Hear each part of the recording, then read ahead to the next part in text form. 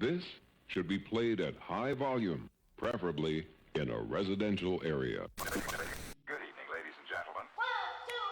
1, 2, 3, Slapen. Good evening, everyone, and welcome to the Maastricht Edition live on Facebook. Tonight we have with us the lovely Merijn van der Laar from Maastricht University, who'll be talking to us about the science of sleep, and we have our usual subjects of this day in history, Matt Goes and Tracey's tidbits. So make sure you stay tuned.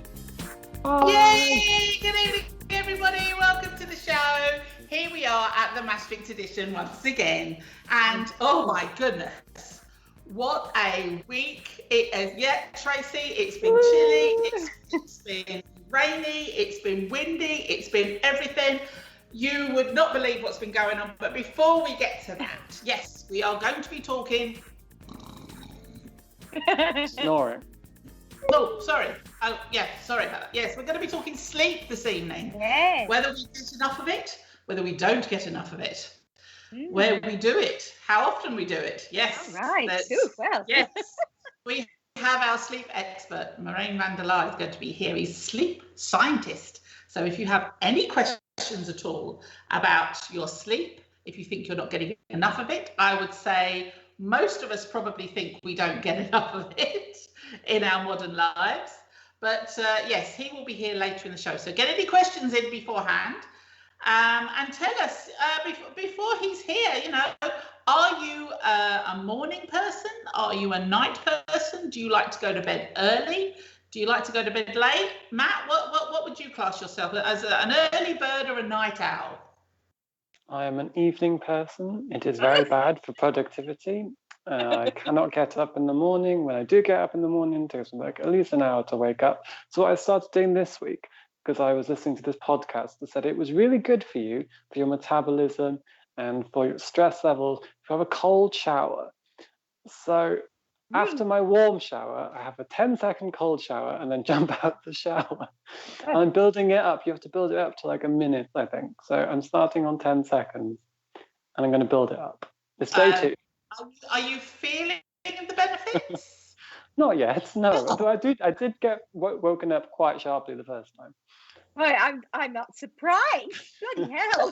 Does that work for you, do you think, Trace? Actually, no. I pride myself on being a bit of a morning person. I am an early bird. I prefer to be up and about early and then take a nap in the afternoon. So I like to be up. Nowadays, of course, it's bright early, so 6:30, 6:45. I mean, it's not hugely early, but up and around. No cold shower needed, but I do drink a glass of warm water to start everything on the insides, and I tend to be good until about 2:00, and then I get a bit kind of snoozy. So if I'm in a position, I'll take a little nap, you know, around 2 or 3 o'clock. Obviously not when I'm working. You know, this is more in the weekend and stuff. Yes. And at night, I kind of around midnight, I'm kind of done really. So it's like I'm like the pumpkin. So I kind of need to be in bed before midnight, or you know, it all just goes horribly wrong. But yes, for me, it's an early bird. So we've got an evening. I'm not sure what an evening person, a morning person. You got night owl and early birds. Yes. Me, yeah, I'm just menopausal. I mean,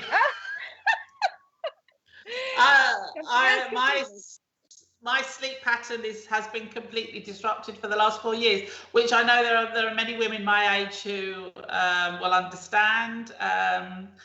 I generally start feeling tired around about 9:30.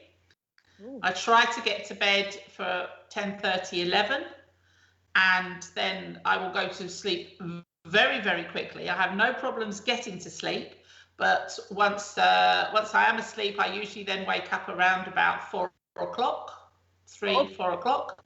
So then I'm up for maybe 2 or 3 hours. I might get back to bed for an hour around about 7 o'clock possibly, before JW wakes up, and then that's it. Sometimes I try and get a bit of a power nap of 15 minutes in the afternoon if possible, but yeah, that's not always easy to do, of course. But yes, that has been my sleep pattern for the last 4 years. So wow. Yeah. I find that was the toughest. If you have a night where you get woken up at 3 or 4 in the morning by, I don't know, a noise in the street or something like that, I find that really disrupts the whole rhythm there for me. Yes. Well, I tell Really you what did disrupt me this week, Oh. because early Tuesday morning, I was up at 3 o'clock with my hot flush. And at 3:30, I noticed the marquee tent that we put out every year on the patio was about to fly away if I did not secure it. So there I was at 3:30 in the morning with 90-kilometre winds and rain, with my bits of rope trying to tie down a marquee tent. And I can tell you, I was very awake by the time I finished. I can imagine. Forget your cold shower, Matthew. You want to go out? There you go. Oh my goodness. Oh yeah. So yes, and JW slept all the way through it, bless him. So but I have reminded him several times this week, this is what I did. This is what I did. But yes, that was how. But it was very, very windy, and all day Tuesday, of course, it was horrendous.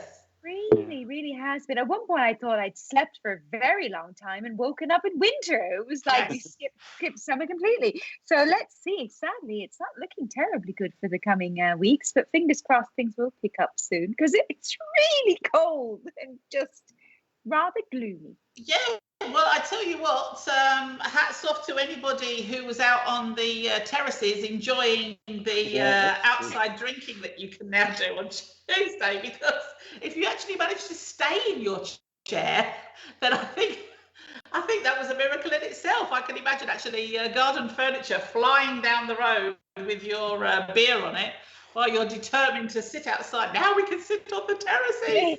Kind of huddling together under the... Oh, no, you can't huddle. You can't huddle. If you're with the person who shares the house with you, you can huddle together. Distance huddle. Yes, but many of the terraces in Maastricht, actually, some of them didn't even open. There was a post on social media that our terrace is closed today, stormy weather, and they just decided not to risk it. But quite the diehard if you wanted to brave the gusts of wind the last couple of days. Well, it wasn't as sorry, Matt. It wasn't as cold on Saturday or windy, but we went for a long cycle ride and had an ice cream sundae on a terrace outside. And it was great for like the first 5 minutes. It tasted good and everything. I was like, oh, it's getting gradually colder and colder, colder. And by the time we got to the end of the Sunday, I was like, oh my God, we need to start cycling again. We need to move. Yeah.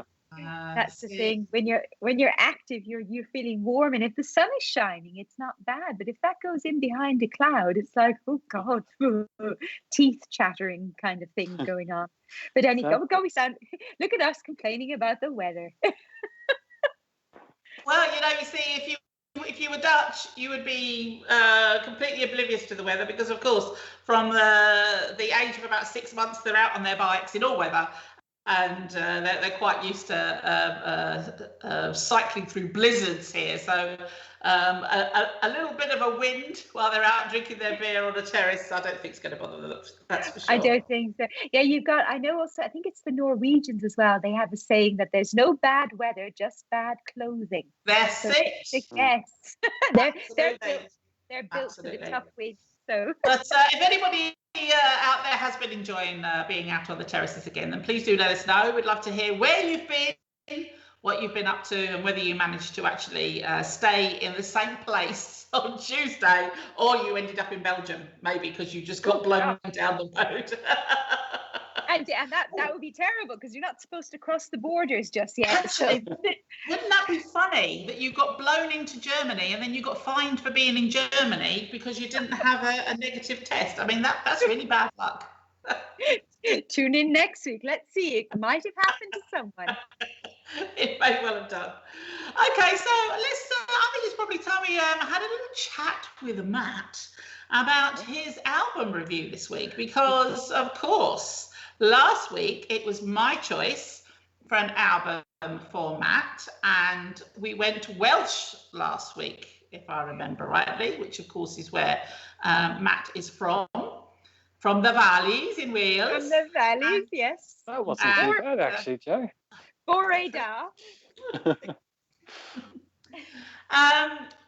So yes, and one of my favourite Welshmen ever is the mighty Sir Tom Jones, who has, oh goodness me, if I could do a duet with anybody, that would be my man for sure. To Sir wonderful Tom Jones. And I've picked an album of his. Bearing in mind, of course, there has been a lot of albums from Tom Jones over the years, but I went for an album from him called Reload, which came out in the 90s. And this was when he teamed up with a lot of other artists and sang some cover versions of all kinds of different genres with all these various artists. And I think this is actually a fantastic album, and it inspired a lot of other artists at that time also to start hooking up with some people. And there's been a whole raft of albums that have come ever since of all these collaborations. So, considering he comes from your neck of the woods, Matt, I'm hoping that you're going to be loyal to Mr. Jones. What did you think? Well, you say that, but Tom Jones moved to like Los Angeles in like the 60s, and he's not really been back since. So, I mean, how Welsh is he really?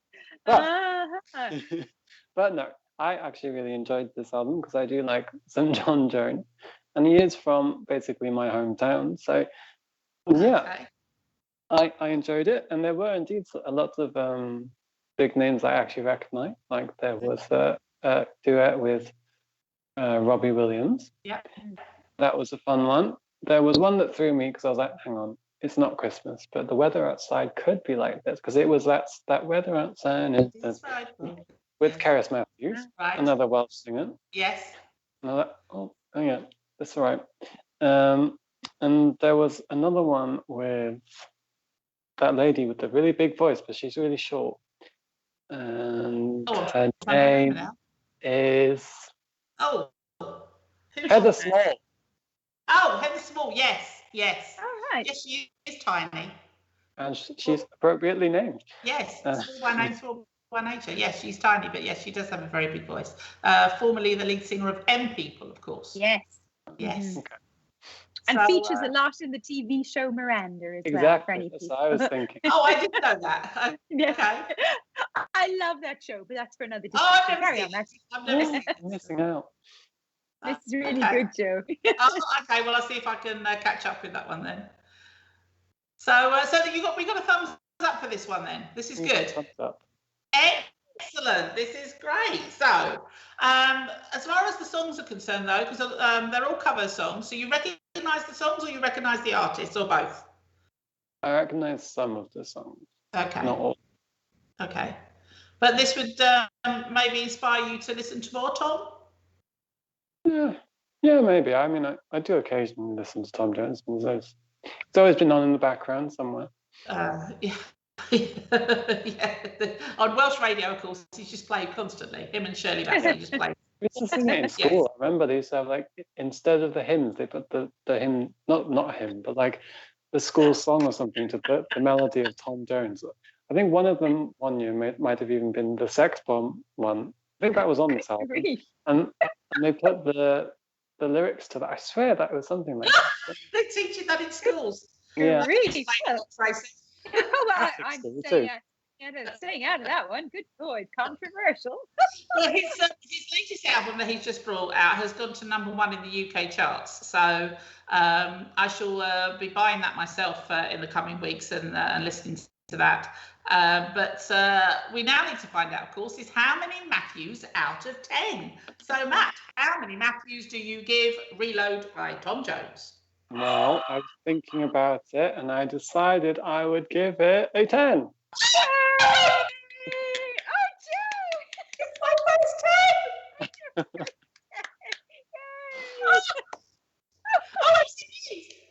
10! Very nice. Oh, that's excellent. Who would have thought a Tom Jones album got a 10? Oh, Excellent. It's gotta be. It's the Welsh blood is thicker than water over Atlantic. What? So, Okay. excellent. Oh, I'm really pleased about that. I do think it's an excellent album. It really is. And I was listening to it earlier today as well, actually, and I was like, oh my God, this is such a really, really good album. And yeah, it was on constant replay when it came out. So excellent. Oh, I'm really chuffed about that. Good stuff. Okay. So we've got a 10 for Tom Jones. He will be very pleased. We must tag him when we post this at the weekend, and you never know, he may be kind enough to reply. Well, he's probably watching anyway, isn't he? I'm sure he is. Hi, Tom, or Tommy, as I call him. We're best friends. We are from the same hometown. There you go. Of course, the bond is already there. Okay, so that's Tom with 10, and Tracey, you've got an album for Matt to review next week. So what have you picked? I have indeed. I'm going back to 2002, and I've chosen for you a debut album by a very lovely young lady. She's released many albums in the meantime, but this one received quite a lot of critical acclaim. A debut album when it came out, and it was really, she jumped right in there with a very strong following. It's a bit of a jazzy album. It's a bit of a bluesy album. It's very heavily piano based, and as Joe's twigged it. And as our Matthew loves playing piano as well, I thought perhaps you might even appreciate this one. There's I think one or two songs that actually covers, but the rest are original material. I know this is. Very exciting. And yeah, this is a very smooth, this is an easy listening album, Matthew. This is one you have to have with a glass of wine and your loved ones nearby. I have chosen for you the fabulous album, which is called Come Away With Me from Norah Jones. Yay! This one. So this is for you. I suspect when you listen to it, you'll probably know the Don't Know Why, which was quite famous. Come Away With Me. The Nearness of You, which is very lovely. It's all very romantic, soft and sweet. So a little bit, you've had quite a lot of upbeat tempo songs in the last couple of weeks. So this is a little bit softer and smoother. So have a listen, and let's hear next week what the result is. Yes. So have you heard of Norah Jones, Matt? I don't think so, no. Oh. Maybe I know the song. I don't know. You never know. You might. Well, this is a fantastic album. Absolutely fantastic. I adore Norah Jones. Her voice. Oh my goodness. I mean, and as much as you can sit and listen to, well, I can listen to her for hours, but I hope she's not offended when I say this, but this is dinner party music. So when you're having dinner, do you know what I mean, Trace? Yes, when you're having a dinner party, having her on in the background, it's just lush. It sets the mood. It so does. it's really, yeah, indeed, yeah. It does. It's dinner party music for sure. Very nice, very nice. And her second album, she did a duet with Dolly Parton. She did. Sunrise. That was the album. Yeah. And I learnt that Dolly's harmonies on that one, so I sing along with Norah whenever I play this. Imagine myself as Dolly Parton. Oh, fabulous! Well, that song is called "Creep On In," and it was. I actually have that album as well. It was a toss-up between the two, so I thought I'll go for the first one first and see. Yeah, no, I think that's a very good move. Yeah, but that one with Dolly Parton is one of the best songs on that second album. So, especially the little giggle at the end. Yes.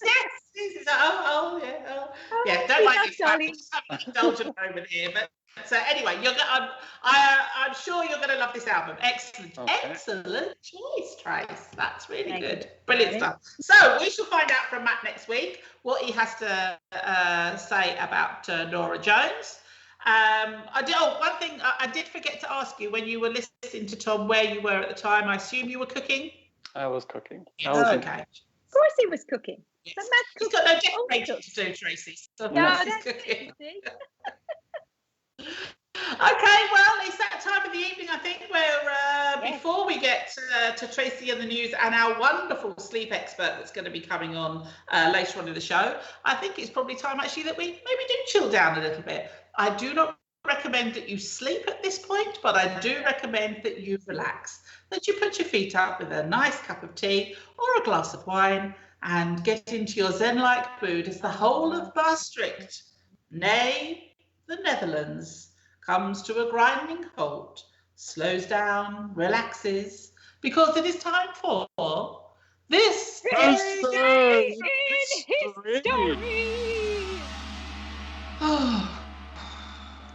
There's no hope. No hope whatsoever. Okay. All the viewers now. Today, it is Thursday, the 6th of May, which means it's Mother's Day at the weekend. So for all of you out there who'd forgotten, yes, it's Mother's Day at the weekend. So get your prezzies in. A bit sharpish.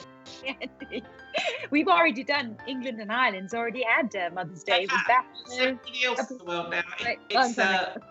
Mother's Day is upon us. But on this day in 1837, US blacksmith John Deere creates the first steel plow in Grand Detour, Illinois. Now, personally, I can get very excited about this because I do love a tractor or a digger or anything big that I can get into and start doing stuff. Right. Good to know, Joe. Good to know. Well, just putting it out there because, you know, with the renovation we've got going on here, we're going to be doing some more digging out in the garden soon, and there's going to be a digger here, and for me, that's a good day. Diggers, tractors. I mean, of course, where we live, I see tractors most days anyway. Get very excited.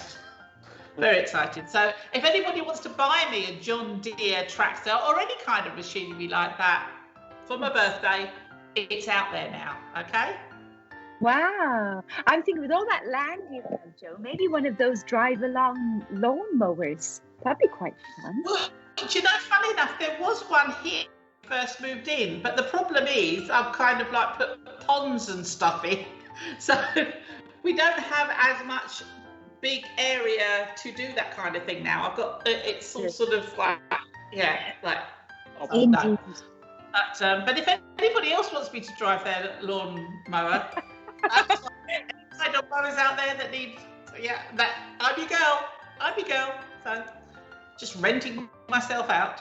On this day in 1840, the world's first adhesive postage stamp, the penny black, is first issued in Britain. Those things can cost a pretty penny. In 1848, Otto Tank ends slavery in a Suriname colony. However, new slave regulations came back into effect in Suriname in 1851. Also in 1851, Linus Yale patents the Yale lock. Now, I just happened to come across this during the week. There was a program on TV. It was based in the UK, and they were saying that people were complaining because when they get locked out of their house and they have to call a locksmith, that they were getting ripped off because some of them were being charged extortionate amounts of money for locking themselves out of the house. Now, I was going to ask you two, when was the last time you locked yourself out of your house, your home? Oh, deep thought. Gosh, well, without wanting to jinx myself, I don't think I ever have. I'm not sure, have I? Touchwood. Really? You've never Touchwood. had the pleasure of trying to find I did. an open window and climbing through it, getting stuck, and then having to call for help to get you unstuck because your feet are sticking out of a window, or maybe getting arrested because somebody thinks you're breaking into the house. You've never had that pleasure? No. Oh, dear, Tracey. Have you But had that that sounds like pleasure? fun. Jess? Of course I've had that pleasure. This is the sort of thing that I do. Although when I've done it, it hasn't actually been my house. It's been somebody else's house where it's kind of, they're locked out. And I'm like, oh, don't worry, we can get in, no problem. And I will just launch myself through some open window and then it all goes horribly wrong. No, I just remembered I did do it once when we moved in here, and our door's one of those doors it slams and you can't open it unless you have the key. And I went to empty the bin because we have a compost bin, so I went out across the street to empty the bin in my pajamas basically because it was quiet. I was like, it's fine, I'll just go. So I did, and then the door slammed shut because it was windy and I didn't have the key with me. And Jacob had his headphones in the attic, hanging the clothes up. I was like, oh. hammering the door, Jacob! I was out there for at least like 15 minutes, and people walking past. I was like, Oh, he's had a row. He's had a row. Yeah. Let me in. Let me in.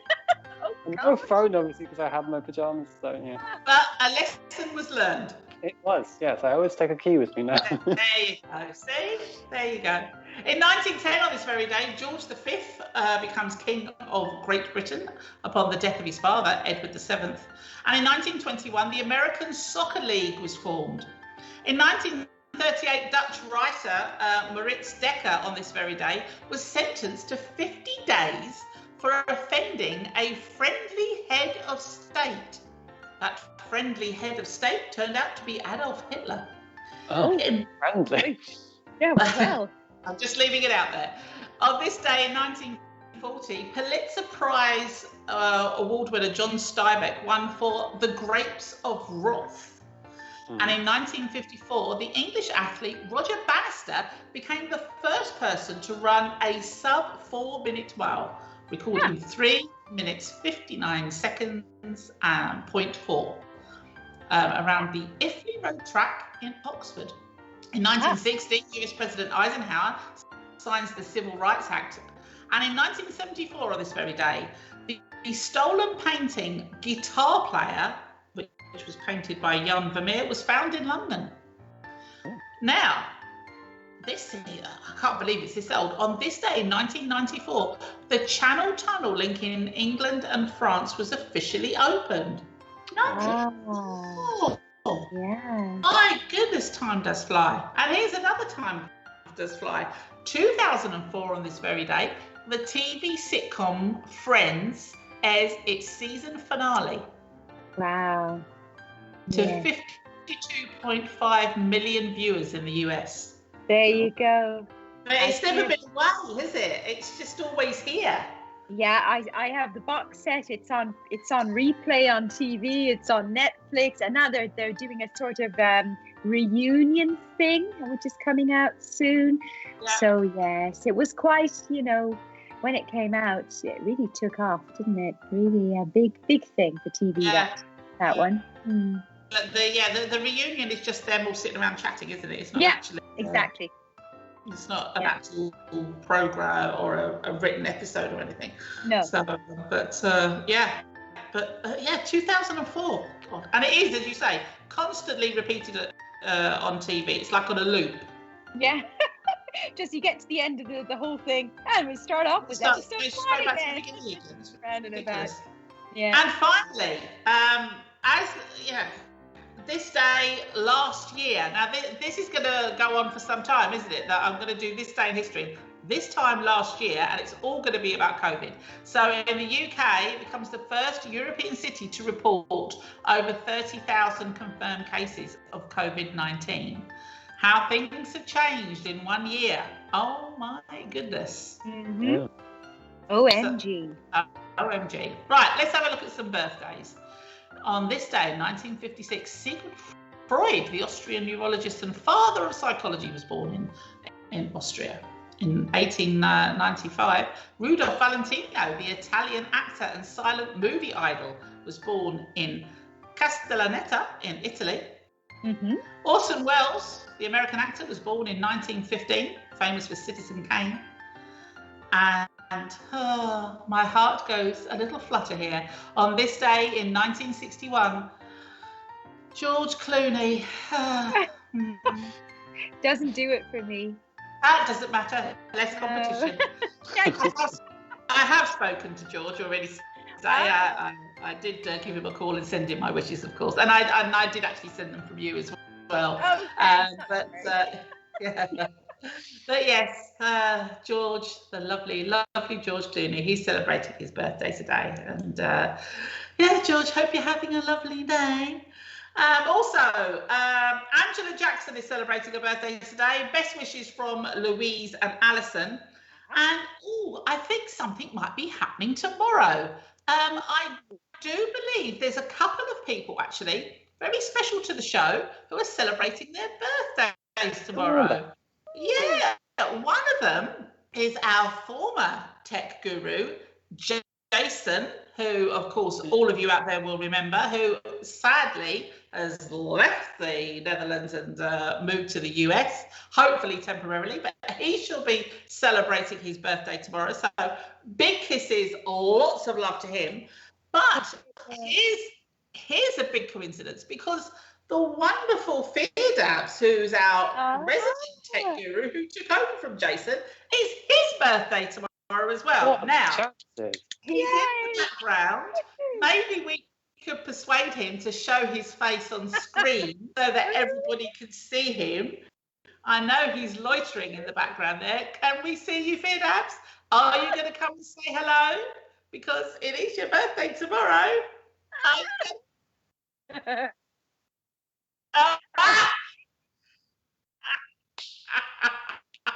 Well, there he is. There's the voice of our tech guru. Firdausi, we do wish you a lovely birthday tomorrow. We hope you have a wonderful day. Yeah. And anybody else out there?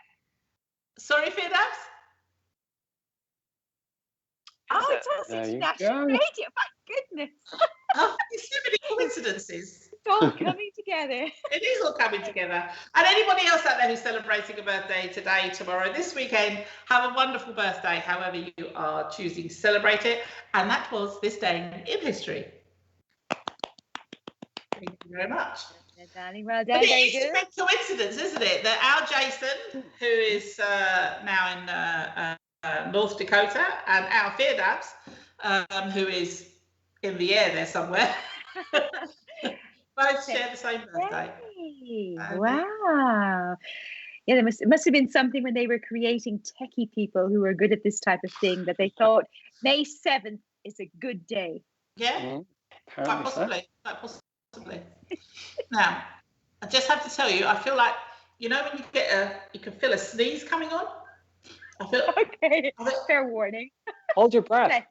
Bless you. Oh, I think it's gone. Look, oh my God, I hate that when that happens. I feel that I've missed out. I've missed out. There's just, that's annoying. That really is annoying.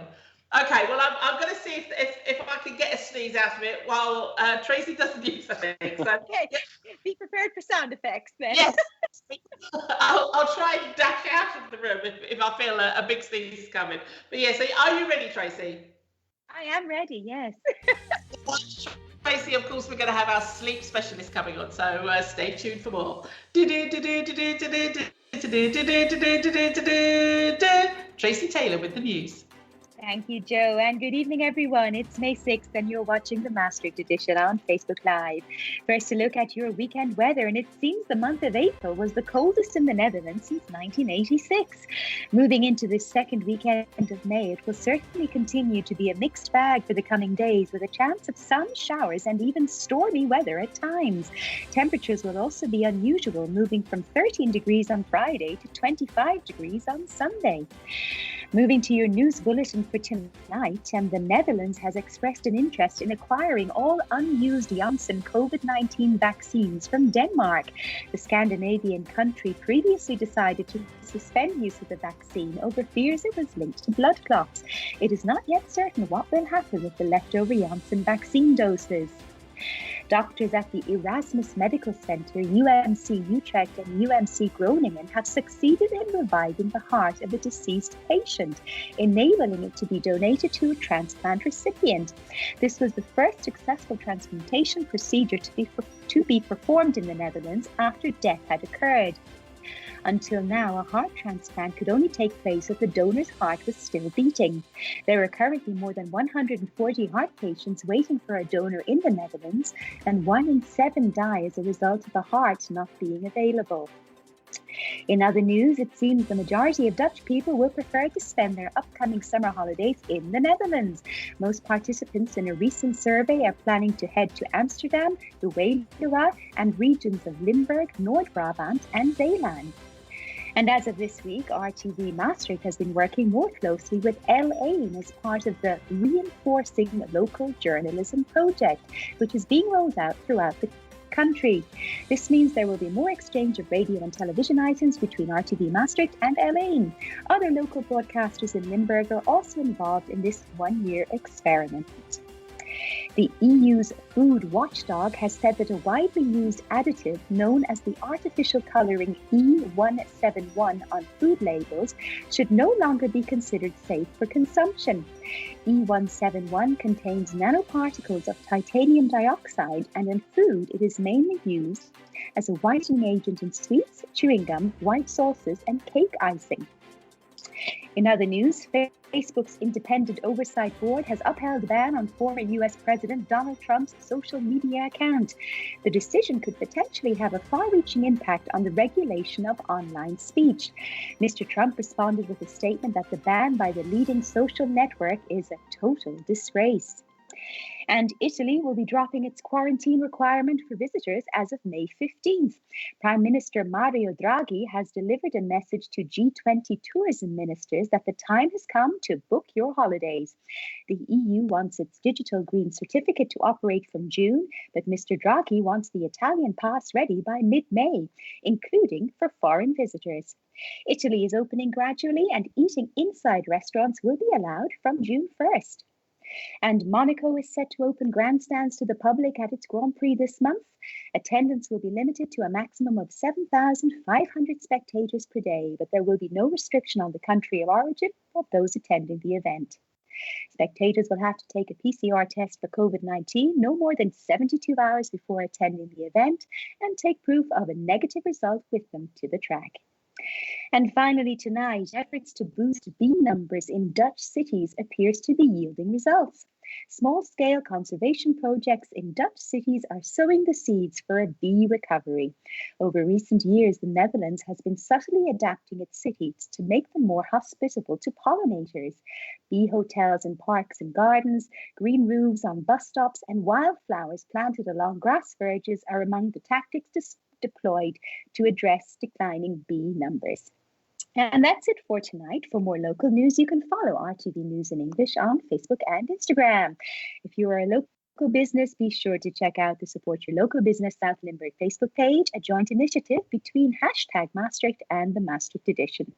And if you want to discover events, concerts and cultural activities going on in Maastricht and the surrounding area, head on over to the website of our partner, maastrichter.com, to check out their awesome calendar of events. And don't forget that you can always find us on the Maastricht Edition Facebook page, on our YouTube channel, on Redbubble and on Instagram. For all the details, check out the maastrichtedition.nl. Lovely stuff. Thank you very much, Tracey. Thank you, darling. So lots of things are happening with messaging and stuff coming through. Eric's in the house. Good evening, Eric. Edney, our photo competition winner, he's with us this evening. Hello. Val, our blogger, of course, our resident blogger for the Maastricht Edition, he's with us this evening. And turns out Eric apparently has just recently read one of his books and thinks it's brilliant. And we'll be reading the rest of his book. So you will remember, of course, that Val, our blogger, was actually on the show a few weeks ago talking about his books. Well, Eric says they're great, so if Eric says they're good, they must be good. So check them out. Absolutely. And check out our blog as well, because Val is posting quite regularly. Anna's with us as well. Good evening, Anna. Hope you're well. But I think it's probably time. Let's try and stay awake for this. Oh, yeah. No offence intended with that. Have we lost Jo? I think we have, or she's really doing her little trick where she's pretending to be asleep again. With her eyes open, that's very good. No, that's That's creepy, really. I do think we have lost our Jo. I'm back. You're back. I'm back. I don't know what happened there. I thought you fell asleep with your eyes open for a second. It was a neat trick. Oh my goodness. God bless technology. Oh, hurrah. Right, we're all here, and now we're going to try and get our sleep specialist, Merijn van der Laar. Are you in the house? He's going to come and talk to us about something very, very important to all of us, which is sleep. Probably one of the most important things in our lives. Here he is. Good evening, Merijn. Hi, good evening. Hello, lovely to have you with us. Yeah, very nice that you asked me. Well, in is a very important subject that you're going to be talking to us about. My goodness, it's something that we all need, we all have to have, but quite often I believe many of us don't get enough of it, and that of course is sleep. You're going to hopefully give us some maybe some top tips on some sleep, but before we get there, let's talk about you. You are a sleep specialist. How do you become a sleep specialist, for goodness sake? That's a good question. Well, actually, I studied psychology first, and then after that, I began to work at Kempenhagen, which is a sleep center, so a center for sleep medicine. And from that, I got a promotion on the topic of sleep, and I specialized in behavioral sleep medicine, so especially cognitive behavioral therapy. So people with insomnia, people with different types of sleep problems came to me, and I tried to talk to them and see whether they advanced and did not have any sleep problems at the end of the therapy. Yeah. I suspect that most of us, if not at present, have had some kind of sleep problem throughout our lives. I can't imagine there's anybody who could say, yes, I sleep perfectly well, have done my whole life, because of course, you know, insomnia can come in various different forms because it's been triggered by some medicine you're taking, from a trauma, from different climate. I mean, there's so many reasons. Yeah, true. Yeah, I think about 50 to 60% of all people, they develop insomnia sometimes in their life. So, well, sleep problems. Usually it's very short, but about 1 in 5 people experience insomnia right now. So that's a big number. Yeah. So what exactly are you doing at present then? Are you actually studying sleep? Are you conducting experiments, treating people? What exactly are you doing at Maastricht University? Well, right now I teach at the Education for General Physicians, and I teach about insomnia. And so I also wrote a book about sleep problems and sleep. And I'm not doing therapy right now, but I'm still giving education for different types of professionals about sleep and sleep problems. Now, you mentioned your book. It has a very interesting title. Sleeping Like a Caveman. Now, that conjures up some images, Tracey. I don't know about you. But my suspicion is it's not about somebody laying there in a loincloth grunting all over the place. I think there's probably it means something else. What does it mean? Well, actually, it means that in modern society, people have been focusing on sleep and especially sleep duration a lot. And I think that if you go back to the time where, I mean, the prehistoric age, then you can see that, I mean, they studied people that still live in the same manner as they did then. And what they found was that actually people do not sleep for 8 hours. They usually sleep between 5.7 and 6.5 hours on average. Oh, is that good or bad? Actually, I mean, if the researchers asked the tribes whether they experienced insomnia or other sleep problems, and they didn't even have a word for insomnia because they didn't experience sleep problems. And I think that in modern society, we're focusing too much on getting a lot of sleep, while sometimes, and actually most of the time, the fact that you're not rested has to do with other things than our sleep. Yeah. Well, So where does this idea of having 8 hours sleep come from? Why do we think we have to have 8 hours sleep? Basically, we have to go back to like the 1800s, and you had the Industrial Revolution around that time, 1900s. Like Robert Owen, who was a social reformer from Wales, he said that everybody had to sleep for 8 hours, work for 8 hours, and take rest for 8 hours. And somehow that it got stuck in us, in our heads, and we're still hanging on to it, while a lot of research actually shows that less sleep than 8 hours can be actually absolutely fine, as long as the sleep quality is good. Okay. That's the key, isn't it? Well, I think famously Margaret Thatcher slept for 4 hours a night. Yeah. But then, let's talk about her. Let's see what she well, does. I was just going to say, because I mean, if you look at her performance as a prime minister, that might actually say volumes. I don't know. Actually, I think she was a short sleeper. So you have different types of sleepers, and you can compare it to like a shoe size. Some people have a shoe size 6 or size 7. I actually do not know what that is in English, but I hope it's the right size. But if you try to get your foot, if you have a shoe size 7, you try to get your foot in a shoe size 6, then you're going to experience problems. You're going to get blisters, and the other way around. So if you're actually quite a short sleeper, try to sleep longer, then you're going to experience problems. Oh.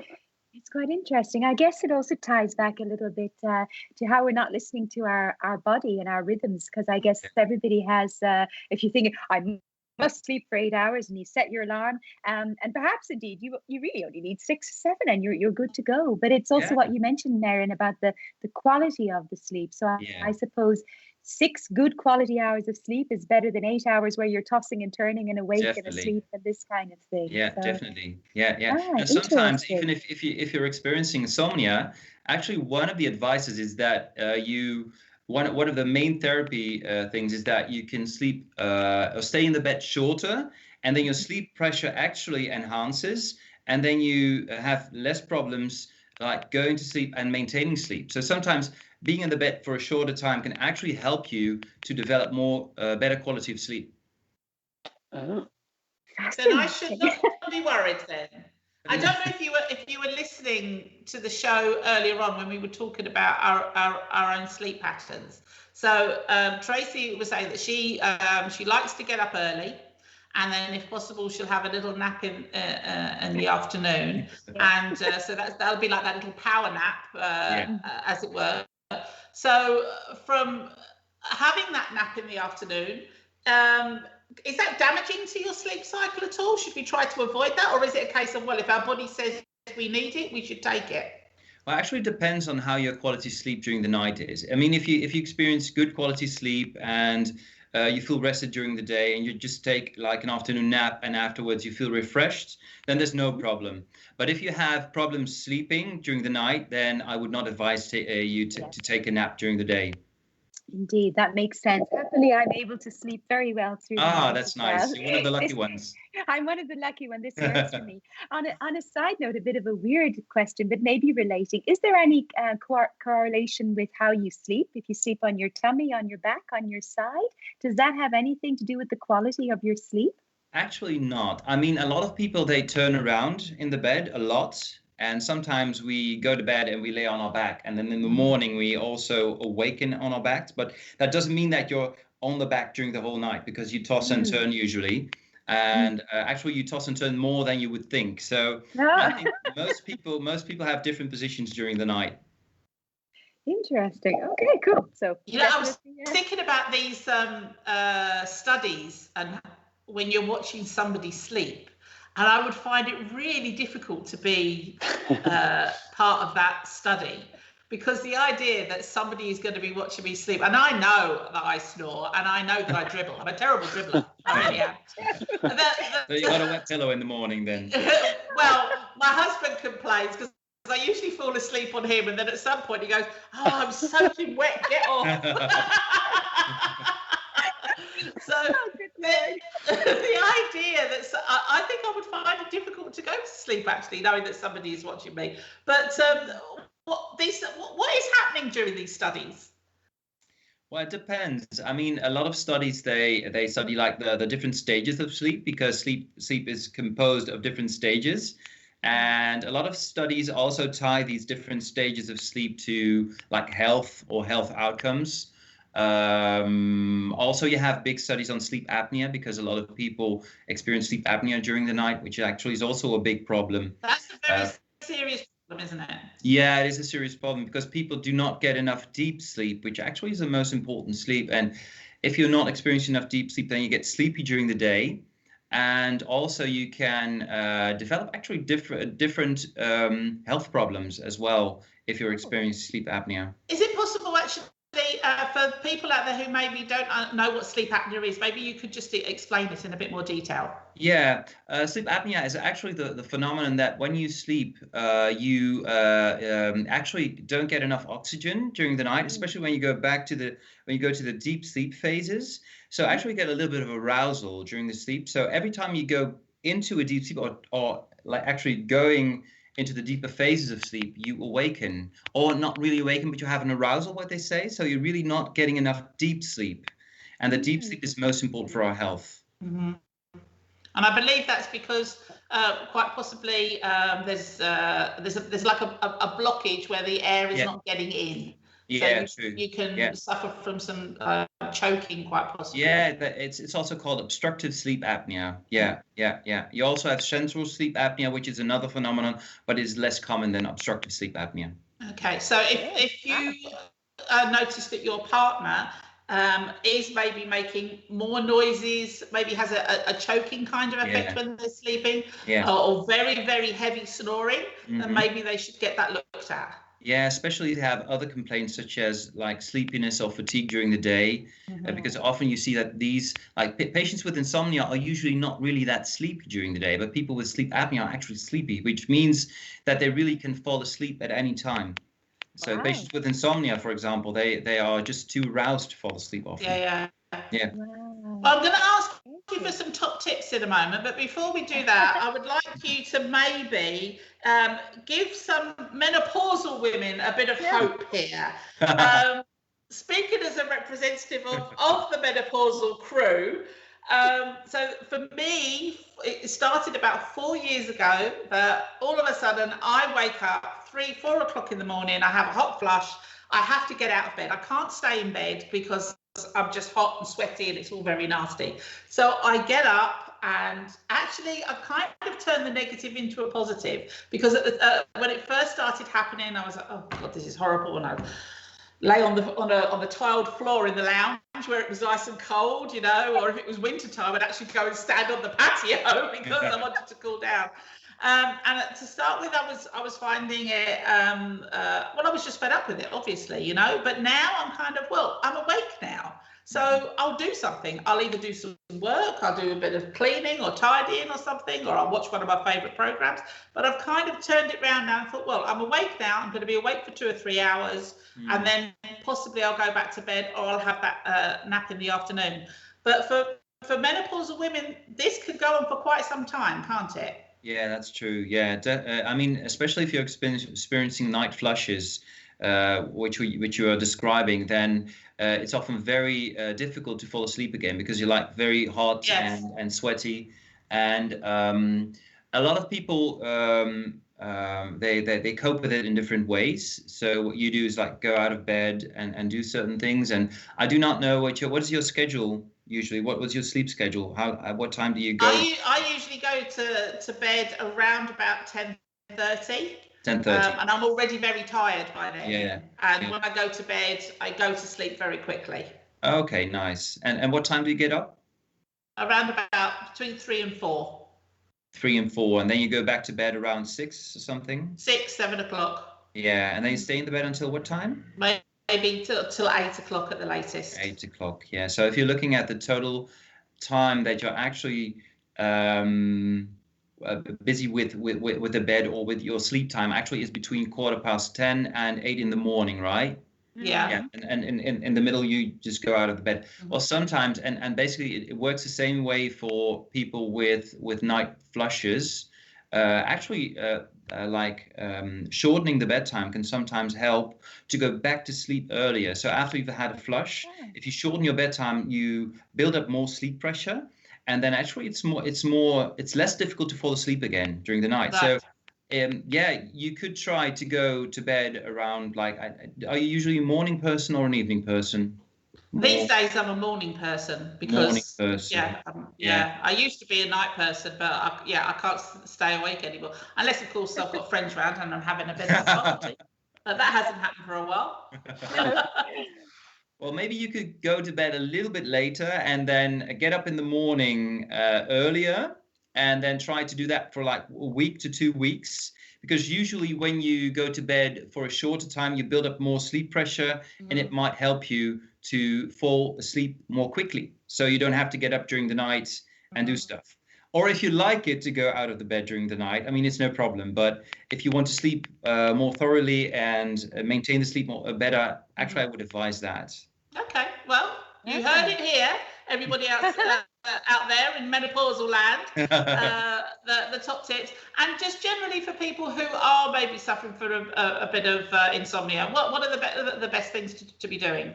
Yeah, there are a lot of people who know what to do, like it's like caffeine and alcohol, and one of the most important things also that I saw in my practice is that you should not watch your alarm clock. A lot of people are watching the time and they're trying to figure out what time they still have to fall asleep, and then they start to count, and counting actually is counterproductive for falling asleep again. So actually, one of the first things I would advise is to really turn around the alarm clock and try to be more rested, and also to lower your expectations, because there are a lot of people who say that you need to sleep for 8 hours. Please just follow your own body. And if you age, then usually you need less sleep. So a lot of people, they try to sleep like they did when they were like 18 years old. And sometimes it's very good to really accept that when you get older, you actually need less sleep than when you did when you were younger. Yeah. So don't put the pressure on yourself then to Definitely. listen to your body. Yes. And excellent. Okay. Well, it's been fabulous having you on for sure, and I'm sure we could talk for a lot longer. But alas, we're going to have to let you go. If people want to read your book, where can they find it?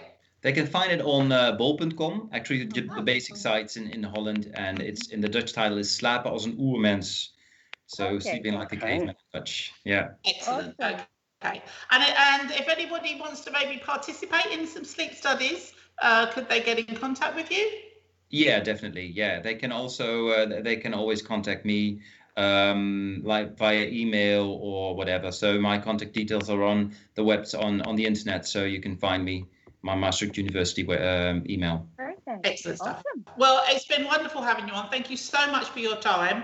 Thank you. And when the next book comes out, please do come on the show again. I would love to. Thank you. That's lovely. Thanks ever so much now. Thank you. Okay, bye-bye. Bye.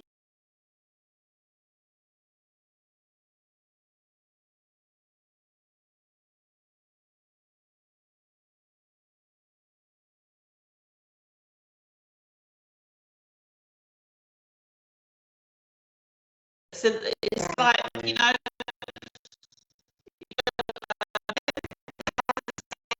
and 8 hours sleep, indoctrinated with all this, don't we? And then you wake up in the morning and go, oh, I've not had 8 hours. Today's going to be awful. Yes, exactly. Indeed, it's true. It's all about, like you said, listening to your body, and if you're feeling sleepy, sleep. If you're not, don't. And do the things like avoiding the caffeine and alcohol, and not taking your phone to bed. That's a good one. All these things, Anyway, we're coming to the end of the show. We better crack on because we haven't got much time. Matt, are you going Dutch for us? I am. So quickly? I thought I'd have a look. That this week you may have noticed that there were two national days. So on May the 4th, there was the National Dodenherdenking, the National Day of the Remembrance of the Dead. And on yesterday, Wednesday, the 5th, it was Liberation Day. Yes. So you might have seen across the city in Maastricht and wherever you lived that lots of Dutch people had their flags out on their houses at half-mast on the 4th, because that's the day that people remember the people who died during the Second World War and all subsequent wars the Dutch were involved in. So normally there's a big remembrance. Normally there's a big remembrance on the Dam Square, and there's lots of the members of Parliament and the King lay wreaths on the national monument. And that, if you watch, it was on TV this year, but normally there's a much bigger celebration. And at 1945, at 7:45, there is a bell ringing across the country until 8 o'clock. So the bells rang. Maybe you hear it if you live near a church. The bells rang until 8 o'clock.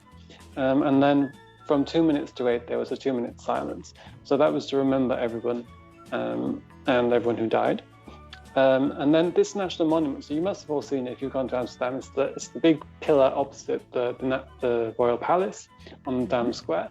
And behind that pillar, there is a curved wall. And in this curved wall, there are 11 coats of arms for each of the Dutch provinces. And behind those coats of arms, there's an urn full of earth from each province. And this earth is from sites which are related to the Second World War, like notable sites where people died. So in Limburg, there's earth in this urn from execution sites in Bergen, Roermond, and here.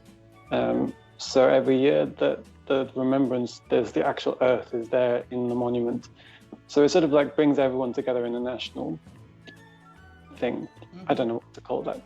And then on Wednesday, which is yesterday, it was Liberation Day. So this is the day where the Dutch celebrate being liberated from the Nazis, where the Allies freed them from the suppression and the occupation.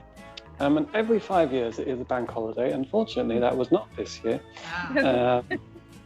But with coronavirus restrictions, it probably wouldn't have been that much fun anyway. Exactly. So you don't get the bank holiday. But you would have noticed that people flew their flags at full mast yesterday.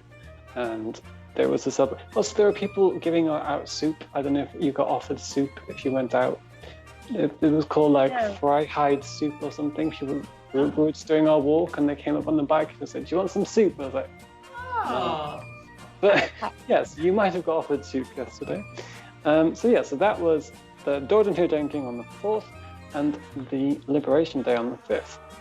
So keep an eye out for those next year if you're here. Yes. Yes, very good. Excellent. Is it bad of me to say that had I known there was soup, I might have gone out? Not at all. Well, I didn't leave the house yesterday, so I also didn't have on any soup. So there you go. I was like, no, thank you. Because I didn't know what it was. And it was just like, "Did you want this?" And like, a random person. Yeah. Right. Okay, well, that's all interesting stuff, and it is, it's a shame that due to restrictions that it can't be commemorated in full, but it's nice to know that people are still paying tribute. So, Okay, Trace, time for a few titty-bitties before we go. Very quickly, yes, indeed. First of all, again, a reminder for those of you living here in the Netherlands and Belgium and elsewhere, it is Mother's Day on Sunday, so don't forget, if you have, there's still time. A quick shout out to our good friends at Maastrichter.com.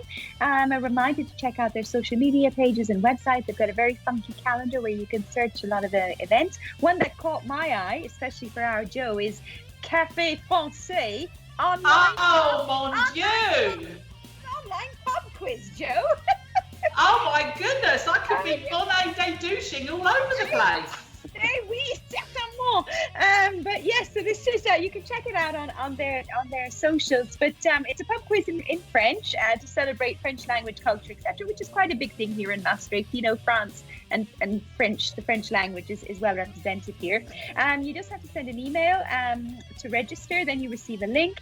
The event is on the 12th of May, so that's next week, Wednesday, so you don't have to miss our show. It's on Wednesday, and it starts at 7:45 p.m. And I'm sure if you speak a little un petit peu français, then it could be quite a fun evening. And Maastrichter Maastrichter.com, they have a lot of other fun events like that, so do check them out. And one other one for those of you who are maybe buying things on Social Deal, which offers a lot of neat kind of discounts on events or products or so on. There's one that's still going for another 4 hours and 50 minutes. So if you get in tonight, you can still sign up. If you're into Reiki and fancy a bit of a Reiki treatment and to help with your chakras and, general aura and stuff like that, there's a lady in Maastricht, and her name is Divine for Healing Sneha. I hope I've said that right. And she has a special offer on Social Deal at the moment, so you can check that out. I think we can post her Facebook page later, and then you can follow the links and check that out. But that might be quite fun to have a little bit of, cleansing. I wouldn't know where my chakras were, to be honest with you, Tracey. So I don't know if she'd be able to find them, put them in line, or whatever she needs to do with them. But you've got 7 of them, Joe. Oh, really? Yeah. I never knew. They go through their whole. So you definitely, everyone has. I'd like to think she could find at least one of them there. You can give it a shot. Excellent. Well, we've come to the end of our show, unfortunately. It's been really interesting. Thanks again to Merijn van der Laar for coming on and talking about sleep. It's if anybody wants to get involved in a sleep study, then we shall put all his details on our social media post straight after the show, so you can get in contact contact with him. And yes, Mother's Day at the weekend, last chance to get in those prezzies if need be. Yes. Next week, it's a big week here on the Maastricht edition because the Eurovision party starts next week. We have an exclusive interview next week with Denise from #Maastricht, who is the roving reporter. Our official roving reporter will be in Rotterdam. He will be live from Rotterdam, giving us all the latest on what's happening there before the Eurovision starts the following week. It is very exciting. So you will not want to miss that. Have a wonderful week, whatever it is that you're going to be doing this coming week, but make sure you're tuned in next Thursday. We shall see you then. Thanks ever so much and bye for now. Bye. Bye.